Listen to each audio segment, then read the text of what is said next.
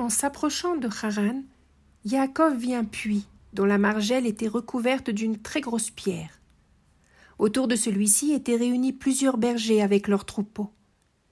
Yaakov les salua et leur demanda s'ils connaissaient Lavan, le fils de Bethuel et petit-fils de Nahor. Les bergers qui venaient justement de Haran répondirent par l'affirmatif et lui indiquèrent Rachel, sa fille, qui s'approchait avec son troupeau. Alors Yaakov leur demanda ce qu'ils attendaient pour abreuver leurs troupeaux.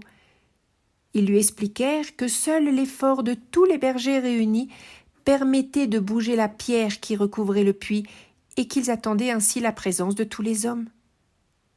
En entendant cela, Yaakov s'approcha et d'une seule main fit rouler la pierre pour la déplacer et permit ainsi aux brebis de Rachel, la fille de son oncle, de s'abreuver. Rachel était ravie d'apprendre que ce visiteur exceptionnel était un proche parent, le fils de la sœur de son propre père.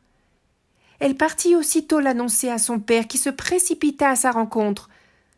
Après l'avoir enlacé et embrassé, il l'invita dans sa maison.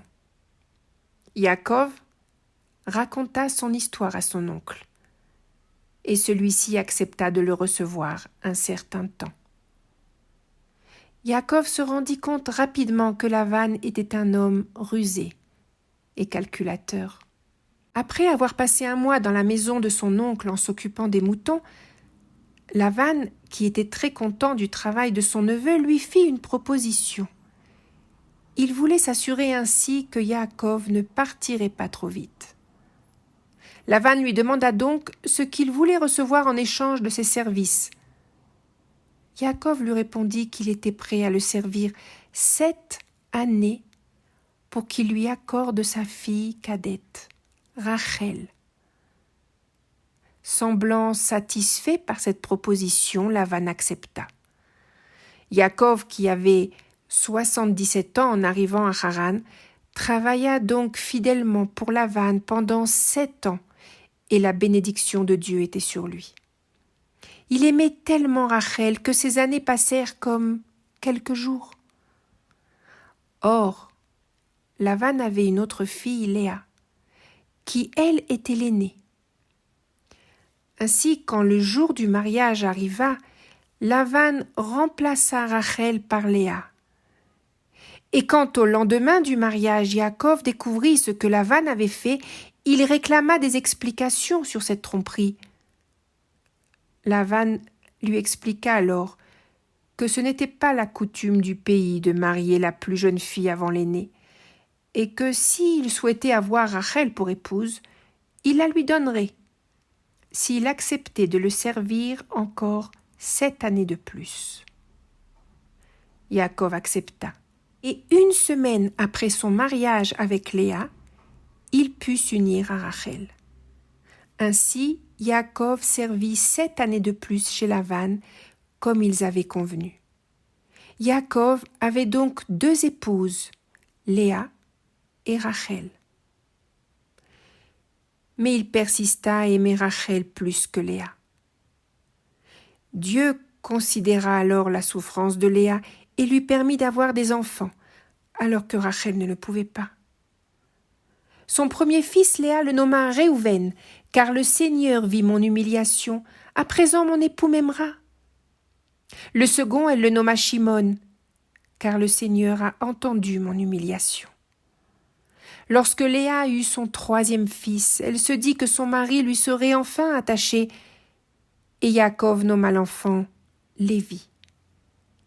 Quand elle conçut son 4e enfant, elle remercia l'Éternel et l'appela Yehuda. Puis Léa cessa d'enfanter. Rachel souffrait, car il lui semblait qu'elle n'avait pas autant de mérite que sa sœur, et que pour cela Dieu ne lui permettait pas de concevoir. Alors elle alla vers Yaakov et lui demanda de prier pour elle.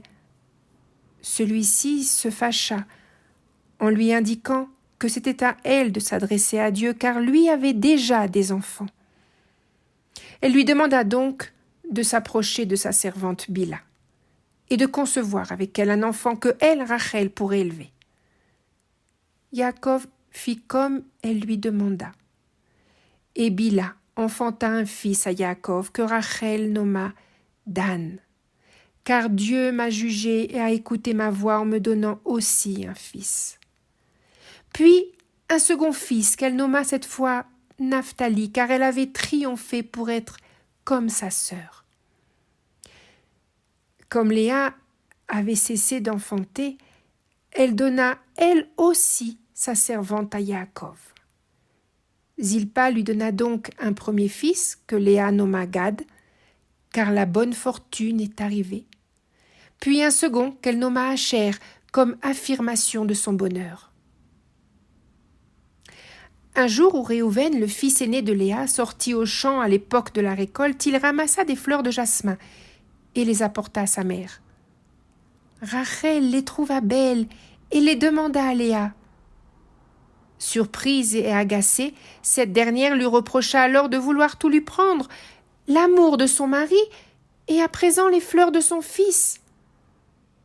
Mais Rachel lui proposa « Eh bien, que Yaakov repose cette nuit avec toi en échange des fleurs de ton fils. » Ainsi, lorsque Yaakov rentra du champ ce soir-là, c'est Léa qui sortit à sa rencontre pour lui annoncer « C'est à mes côtés que tu viendras, car j'ai payé le droit d'être avec toi par les fleurs de jasmin de mon fils. » Ainsi Léa conçut et enfanta un 5e fils à Yaakov, qu'elle nomma Isachar, parce que c'était pour elle comme une récompense de la part de Dieu.